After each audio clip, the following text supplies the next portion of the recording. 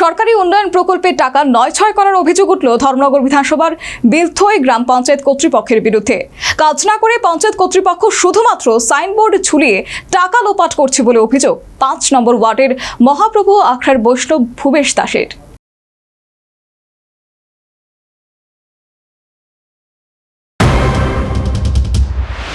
প্রতি বছর গ্রামীণ উন্নয়ন খাতে অনেক টাকা বরাদ্দ করে কেন্দ্র ও রাজ্য সরকার, কিন্তু নজরদারির অভাব ও সরকারি কর্মীদের একাংশের দুর্নীতির কারণে বহু ক্ষেত্রে অনেক সরকারি প্রকল্পের টাকা নয়-ছয়ের অভিযোগ ওঠে।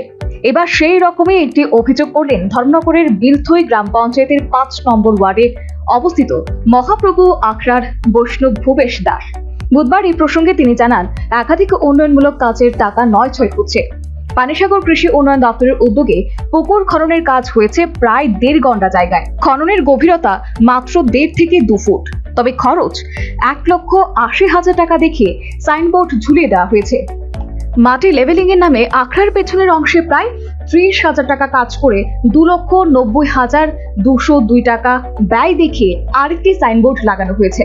আশ্চর্যের বিষয়, আখড়ার মাটি ভরাট করার জায়গা থাকা সত্ত্বেও পাশের এক ব্যক্তির কাছে মাটি বিক্রি করা হয়েছে। এইভাবে পঞ্চায়েত কর্তৃপক্ষ দুদিক থেকে টাকা কামিয়েছে। অন্য একটি রাস্তার পাশে আখড়ার জন্য ড্রেন তৈরির খরচের হিসেব দেখিয়ে আরেক সাইনবোর্ড লাগানো হয়েছে। তবে সবচেয়ে দুঃখজনক বিষয় হলো মহাপ্রভু আখড়ার কমিউনিটি হলের মূল ঘর, যা ২ বছর আগে থেকেই তৈরি হয়েছিল বিধায়ক উন্নয়ন তহবিলের অর্থ ব্যয় করে। সেখানে শুধু রাউন্ড বারান্দার কাজ জেলা পরিষদ তহবিল থেকে করতে গিয়ে দুর্নীতি করা হয়েছে বলে অভিযোগ। আখড়ায় থাকা কয়েকটি গাছ চিরিয়ে কাঠ করে কমিউনিটি হলের রাউন্ড বারান্দার চাল তৈরি করা হয়েছে।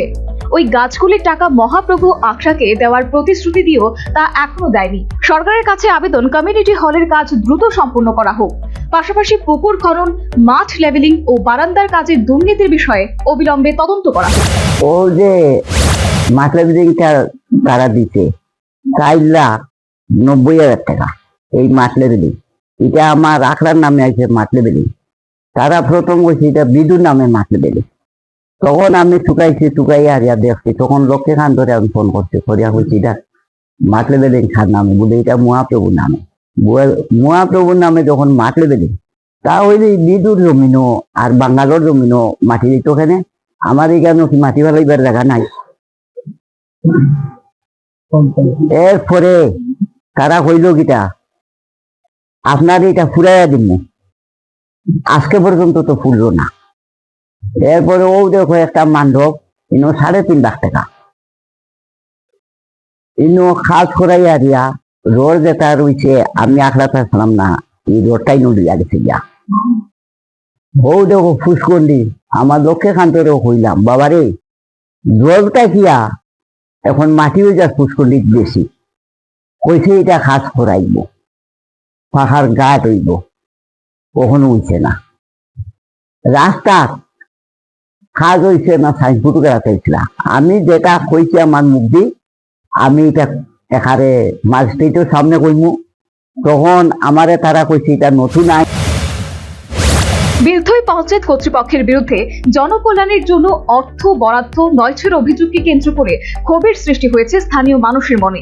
সরকারি প্রকল্পের জন্য বরাদ্দ টাকা খরচ না করে শুধুমাত্র সাইনবোর্ড ঝুলিয়ে জনগণকে ঠকানোর কাজ কতদিন চলবে তা নিয়ে উঠছে প্রশ্ন।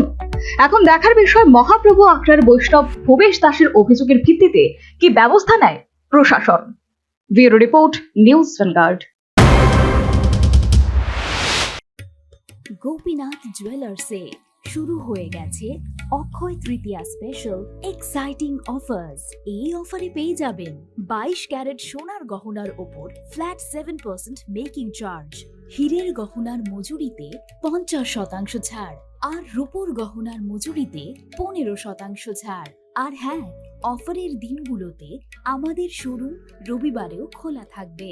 গোপীনাথ জুয়েলার্স, আগরতলায় হরিগঙ্গা বসাক রোড, শিলচরে সেন্ট্রাল রোড আর শ্রীভূমিতে স্টেশন রোড। শুভ অক্ষয় তৃতীয়া, অক্ষয় হোক তৃতীয়ার উৎসব।